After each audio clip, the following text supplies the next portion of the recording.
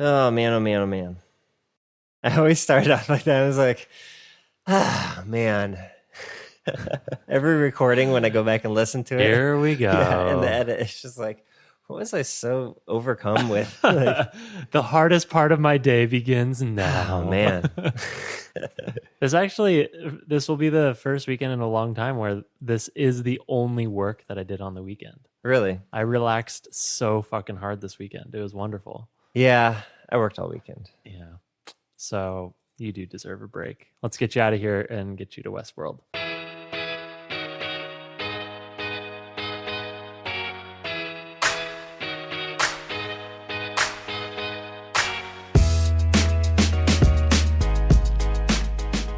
Welcome to episode 342 of the Design Details Podcast. I'm Brian Levin. And I'm Marshall Bach. Welcome back for another episode. Brian, I keep predicting like, hey, I like these short episodes, and did that last episode and ended up being like a 45-minute episode. So maybe I should predict that we're going to do short episodes. Yeah, I think just don't say it because it jinxes it. Like as soon as we say that, it's going to be long. Let's do an episode.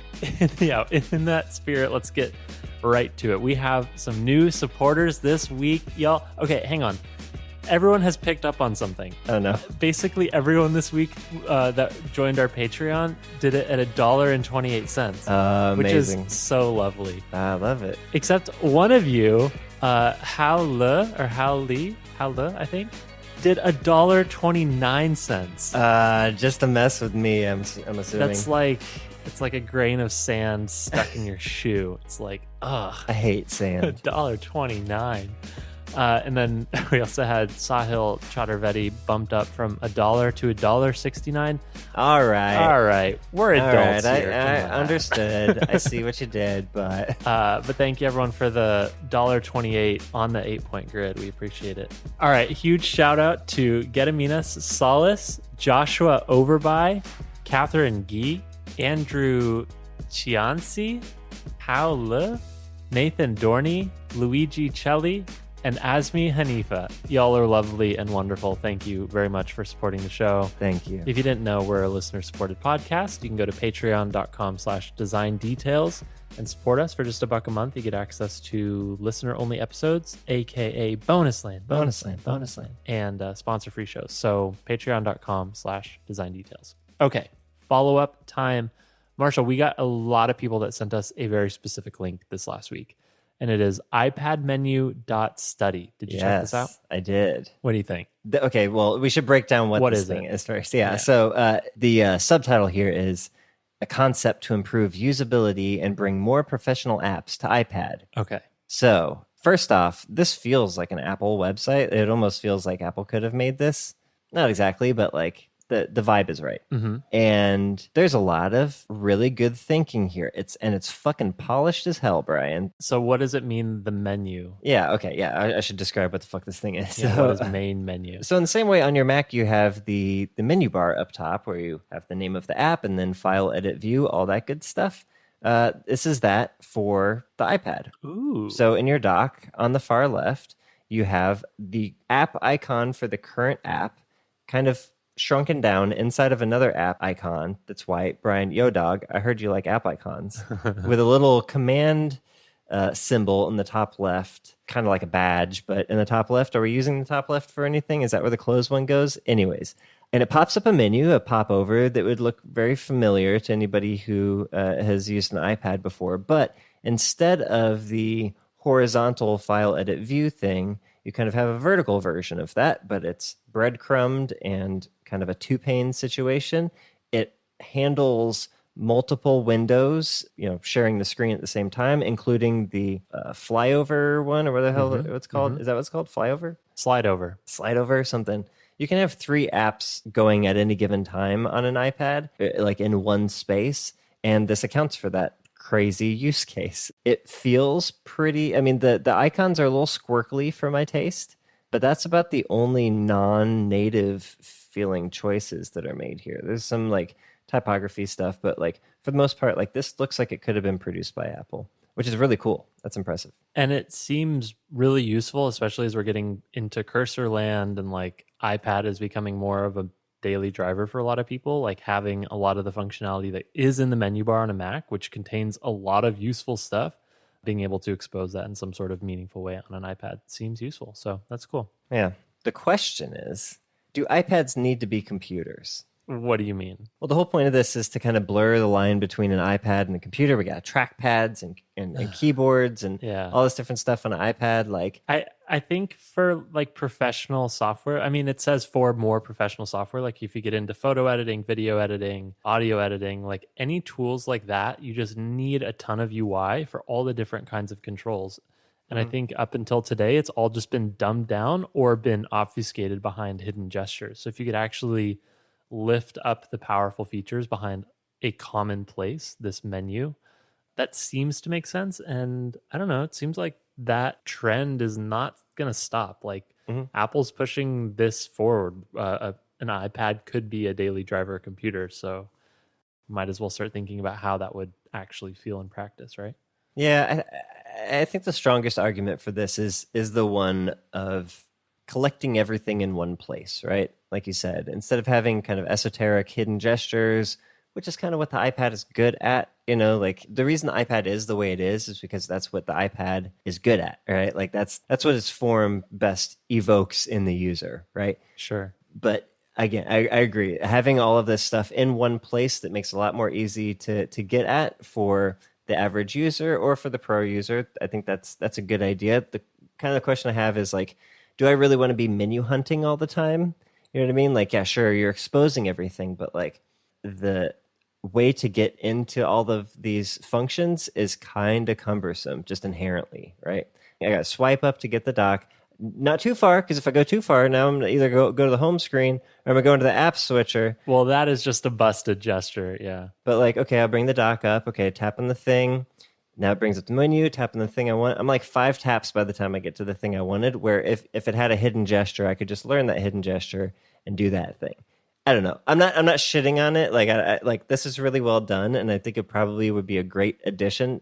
Yes, but I'm not sure like the shininess of it. That when I first saw it, I was like, "Ooh, amazing! This is a really good idea and really good thinking." In practice, I'm not sure it would be as amazing as it seems initially, but like I would be totally happy if this existed on my iPad. I'm not sure how often I would use it, but I'd be happy it's there when I did need it. Well, I think it does account for the hiddenness or like multi-taps to get to it with the dock, and it does propose a 3-tap gesture. So if you tap with 3 fingers, oh yeah, that's right, the app that you've tapped on will open the menu. I don't know. Yeah, fair enough. Anyways, for people who are interested, it's iPadMenu.study. It's a nice link. Go check it out. It's really good. I mean, like all the animations and everything, and I'm impressed. All right. We had a little bit of follow-up. We heard from Jacob Lindstrom on Twitter. Jacob says, great episode again about our counterintuitive UX design last week. Says, point 9 is interesting, and I can really recommend cross-cultural design from A Book Apart to dive a little deeper into the subject. Yeah, what was number 9? Number 9 was the gestures and colors and things don't necessarily mean the same thing in other countries or other cultures. Colors as they and do iconography. In the yeah. Cool. So we'll have a link to that in the show notes. Cross-cultural design from A Book Apart. We also heard from Pavel Sisiak on Twitter. Says, thanks so much for answering 2 of my questions, the meta and counterintuitive episodes. Well, thank you, Pavel, for asking them because they end up being very constructive episodes. Yeah, this is what you should learn here is ask good questions. Ask good questions, and we will hopefully provide good answers. There you go. We will do our best. All right, we got some tweets today. The first one comes from friend of the pod and fam of the pod, Michael Kneprath. Longtime fam of the pod. Long time. Yeah. He says, after the Figma versioning episode, I just really want to see a couple of y'all's files. Can any be shared so we can see the structure of the things you discussed? Man, yeah, I would be happy to share my files. Unfortunately, they're all confidential, and I can't do that. I have some personal stuff I guess I could share on Figma. Ooh, I don't know if I want to do it. Marshall, do it. I mean, you've shared a sketch file in the past. Yeah, I have. And I think the Figma file I'm thinking of is one that was imported from Sketch, so I don't think it's all that good. It was a very early thing. But most of the work I do is for work. Yeah, same here. Yeah. And honestly, everything that I work on is kind of hot garbage, or it's like always in a state of work in progress. I would never feel comfortable sharing anything publicly. Like share with a teammate where I could like talk it through and be like, hey, this is the one part that's confusing, or this is the whole part that's confusing. It could be cool to make a little like template file though, right? Like I think that's what he's asking for is like show us how you do it. Maybe I could do that. I think it's the in practice part that's the most interesting. Like anybody could spin up a template, but it's seeing how it actually ends up working for a complex app is the hard part. All right, fine. I was going to give you all a template, but Brian talked me out of it. So now you get nothing. Now you get the entire YouTube app. YouTube.fig. I'm going to get fired. Don't say that shit. Yeah. All right. And we also heard on Twitter from Eric Chen, who said, I heard episode 264's bye in the outro asking to tweet, and here I am. Hashtag am I late? Episode 264. What are you doing back there, time traveler? What are you doing back there? 264. Hang on.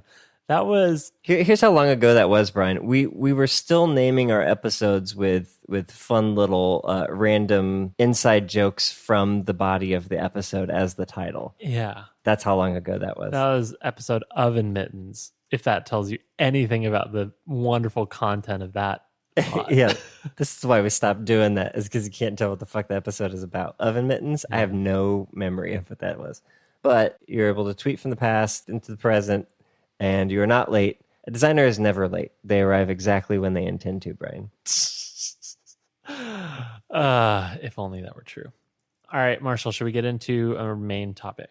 Yes. All right. So this week, Marshall, I wanted to talk about, I'm not sure where we can go with this, but I do know where I want to end with this. Okay. So for whatever reason, I just started going through my Dropbox files, and I found, like, traversing through the directories, my earliest web design work from 2007. Like when I first got Photoshop, I was like, I'm going to make a website. And holy shit, it is really bad. Like really bad. And so anyways, I thought it was funny. So I just tweeted the screenshots, and just looking at them, like no fundamentals, no knowledge, like just centered text everywhere, like meta information that makes no sense. Like I designed a blog template where blog name was just like enormous, like size 64 yeah text.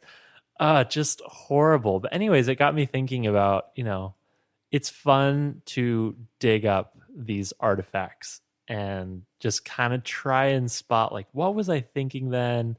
Was there anything there that, like, maybe I was on the right path, but I didn't know how to articulate a particular vision? In this case, each of the screenshots I shared were all pretty bad. But anyways, I wanted to ask you about just like, have you gone back and looked at some of your oldest work, and how does it make you feel to see it? I guess, you probably have some old portfolio stuff, but even what's on Dribbble, do you want to take it offline? Does it make you feel uncomfortable, or is it nice to see this old bad stuff? Oh, yeah. Good question. It's a mix of a lot of emotions, Brian. Okay, so I don't have a ton of old stuff, but I do have my Dribbble account. So I started a Dribbble account when I wanted to become a designer. And I eventually got one. It was a long time before I actually got in, but I posted stuff, and then eventually I got hired at Google, and I've been busy working on work ever since and haven't really posted anything to Dribbble, but I've kept it. I didn't delete anything. I've kept it as kind of a time capsule of embarrassment to look back upon whenever my ego gets too big. And boy, oh boy, actually, so it's not good. But as we were looking back, and I looked at how long ago it was, I was impressed at how many things I had kind of already figured out as far as like, the rules, kind of the design principles that we talk about a lot. Like I'd figured that stuff out relatively early, mostly because I was standing on giant shoulders, but I don't see the same fundamental misunderstanding of how design works that I see when I look at your work, Brian. Uh-huh. But yeah, so I guess maybe we should preface this by saying this is a visual episode of Design Details. Chances are you're not in your car, you're not on a commute right now. Well, if you're listening to this contemporaneously, maybe if you're in the future, you're listening to this in the car. But we have visual aids that will help you understand the pain that we are describing. So we'll make sure that Brian puts in the show notes a link to both his work that he referred to in this tweet and my Dribbble profile, and you can that's so bad. You can stroll through the terrible design. Well, let's dig into some of yours. Mine first. Oh god, okay. I find your looking through your Dribbble to be quite interesting because you start in 2010 and you end in 2012. So you haven't posted anything in 8 years. Mm-hmm. And looking back, it's very, very clear to see that your designs were designed for the time. Like we have a ton of skeuomorphism, bevels and shadows and highlights. Mm-hmm. I mean, I don't think it's overdone. It's how iOS like 6 looked, right?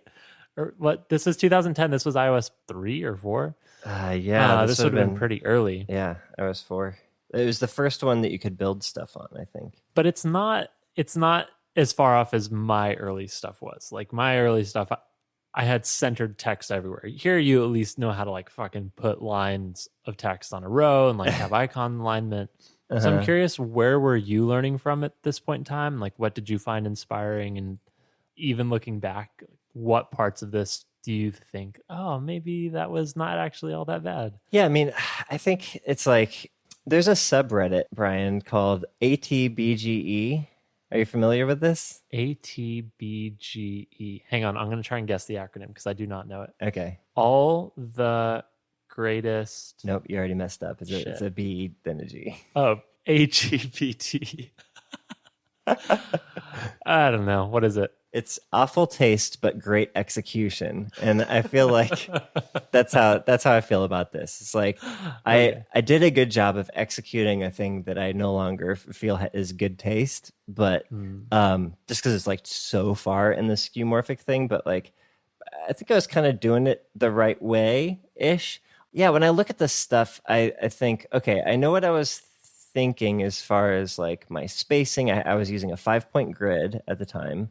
And I had absorbed the entirety of the Apple HIG and incorporated it into my being and knew all there was to know about patterns and spacing and why to use certain things. So like, I think my fundamentals were okay. But when I look at the UX of things, it was very reminiscent of Tapbots of the day. If you remember, like Tapbots, they made like apps that felt like little robots in your phone, like little machines that had layers of things, and you felt like there was like mechanical gears happening behind the scenes. You know what I mean? That was the vibe that I was kind of going for. And so I got like paddle switches and shit. Yeah, and they're like glowing and the glow is reflecting off other surfaces in the app. Yeah, like bounce light and stuff. Yeah.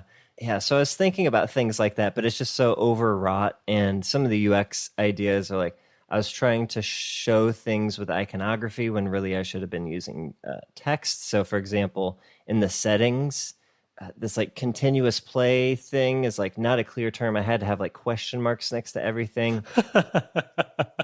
Yeah. The icon that looks like the live icon, a dot with waves coming out from it, third from the left at the top here. That's the sound effects icon. I was trying to come up with an icon for sound effects so you could turn sound effects on and off. Like, no, I should have just used the words sound effects and had this set up. But I wanted to have everything be on one screen. This was all designed for a specific device size. So as soon as bigger phones came out, this was not good anymore. This didn't work anymore. Yeah, just in general, there's a lot of really overwrought thinking of like, how can I make this feel transitional? So when I tap on something, it depresses and shifts a new plane in front of it, and there's a shadow, and there's all this choreography and timing and stuff, which is still, all that stuff is important. It's just, it was too much interaction design and not enough user experience design, if that makes sense. Yeah, it does. Well, as I scroll up, I want to figure out a little more about your sort of sources of inspiration, because you mentioned that you'd absorbed the HIG.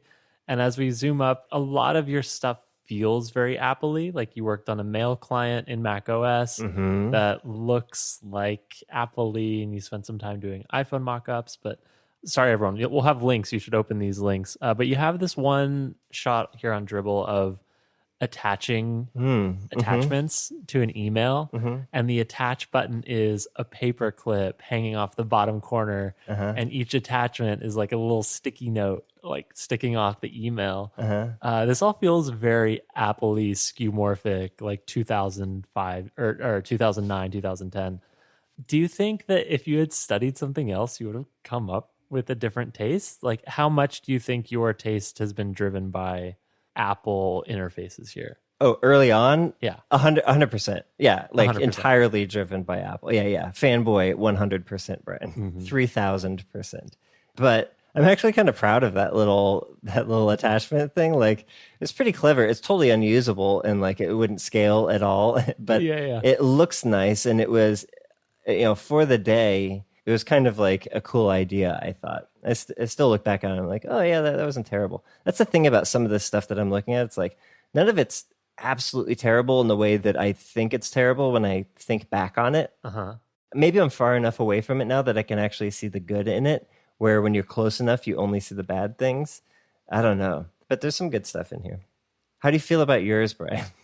I mean, I can just say, from what I tweeted was the earliest just shit that I threw together in Photoshop, and I truly had no idea what I was doing. And then if I zoom forward, so that was 2007. I started posting on Dribbble in 2012. So I had 5 years of practice, and it's not great, but I can also echo what you're saying. Like, it's not good, but I can see what I was trying to go for. Like, I'd started to get a little bit better with typography. I was horrible with contrast. I'm still horrible with contrast. Like, I have some shots where you can barely read the text on it, but I'm like, this thin light gray text, so sleek and simple. But yeah, I don't hate it. And then when we get into Buffer, I don't know. Like, I spent a lot of time doing like more marketing style stuff for Buffer, like posting screenshots of job listings and things like that.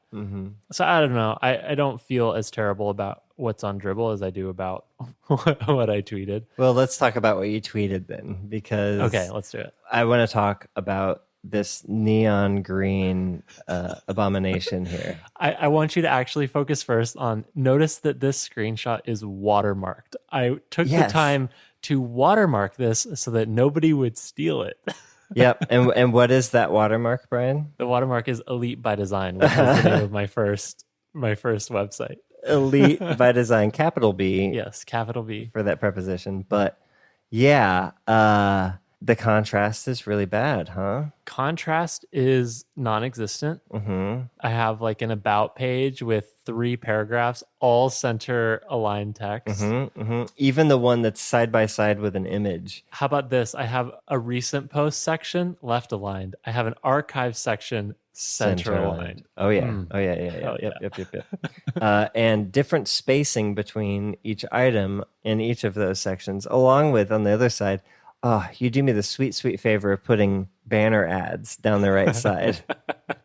Because obviously people are going to want to advertise on this beautiful site. Yeah. If I remember correctly, I think what I was trying to do was create templates. And I was like, if I'm creating a template, other people will want to put ads on it. So other people would need to care about where that space fits in. Yeah.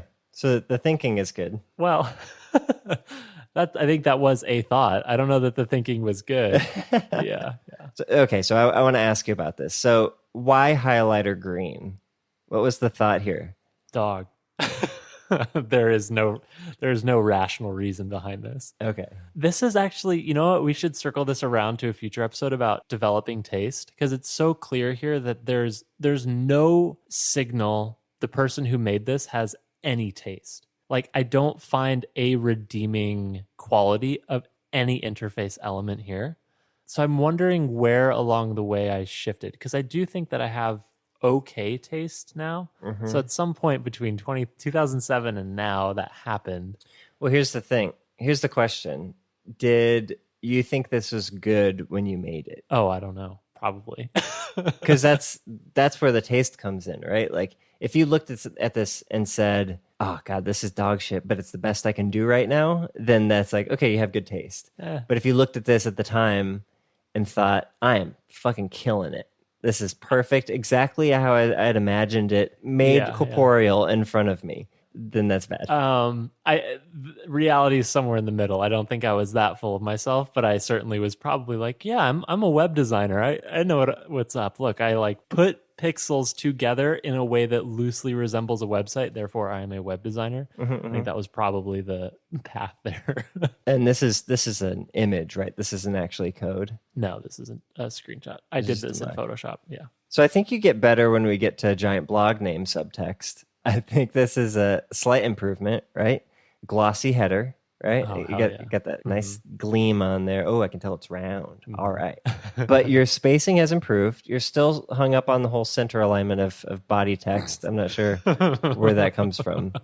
But I don't know. But your alignment is a little bit better. Your general spacing between items is a little bit better, even though it seems inconsistent somehow. Like between the second and third lines of all of your most popular posts, things at the top. See, this is all pre 8-point grid. I was just designing on the 1-point grid at that point. I'm on a 1-point. Like anything goes. If it exists on the screen, it's on the grid. Yeah.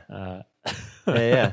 And then I think the last one's better. I mean, it's bad, but it's better. The interesting thing is when I looked at this, I was like, oh, okay, this is a big jump here. But then the closer I looked, the more I realized that like, oh, no, there's a lot of the same problems, right? But like even the most obvious thing, like the inability for me to center text within a bounding box. There you go. Is painful. Yeah. It's like fucking painful.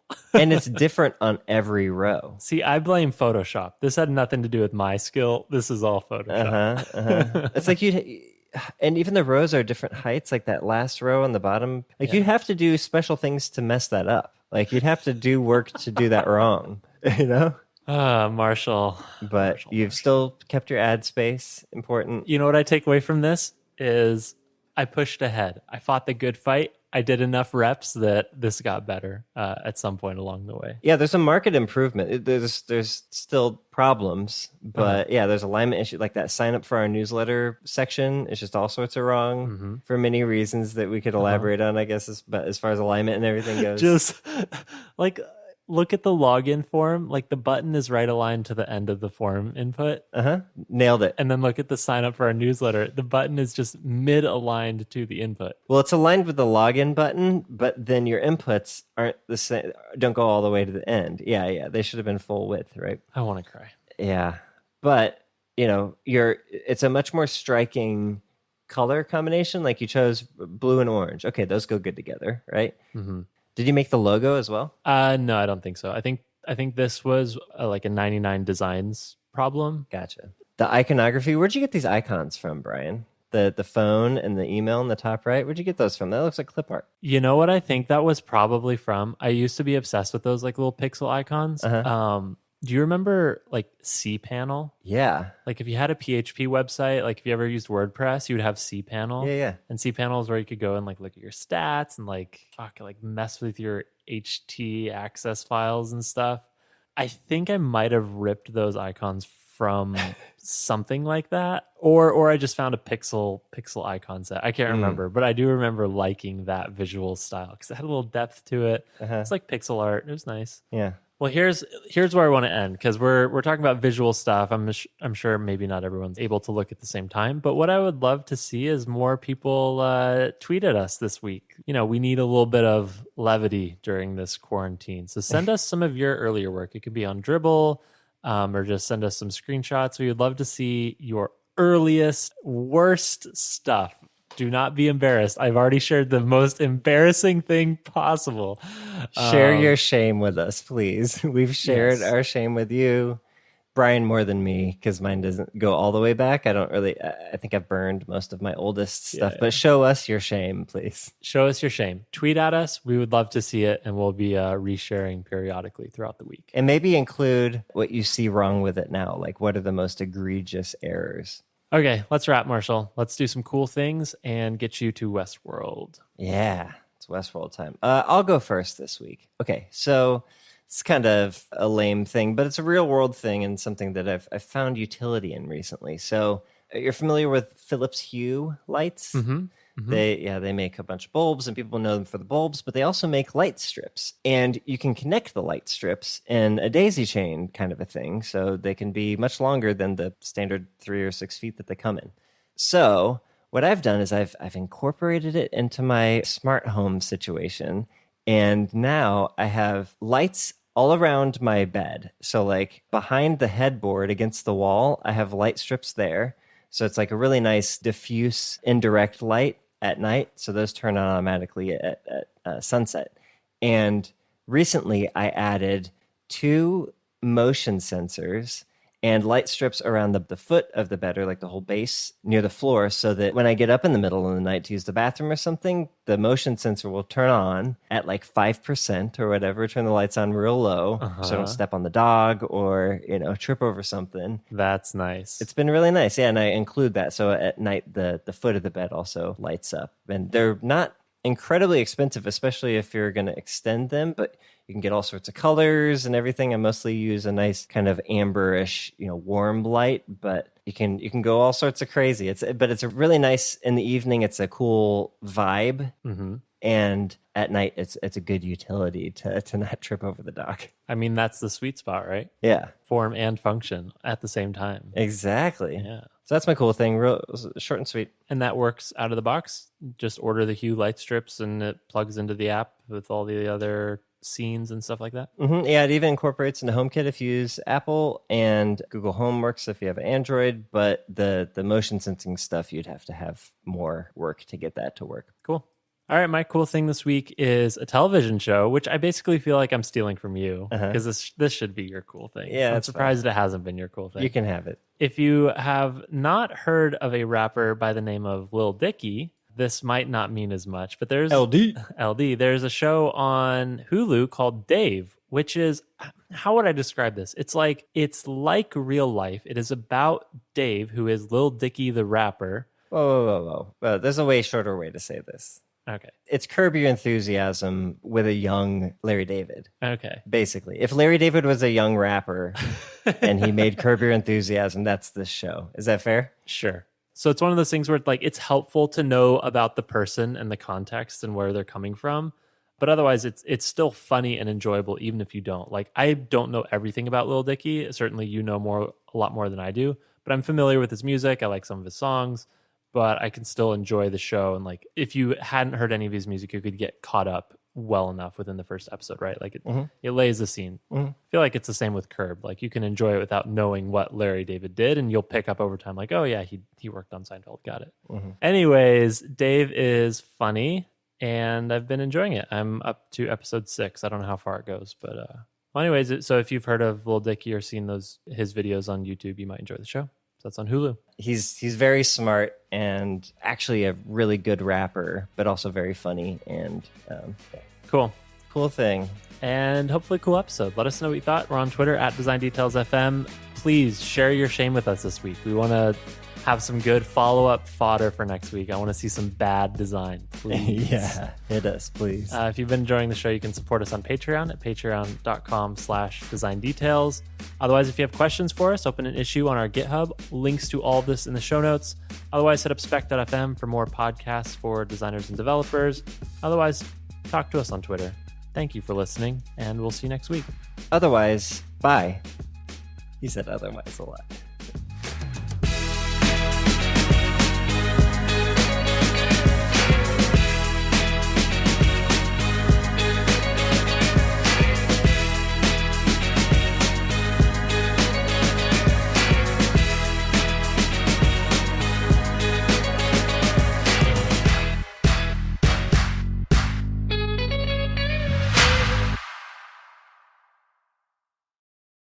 So huge shout out. Thank you to, I'm going to mess it up.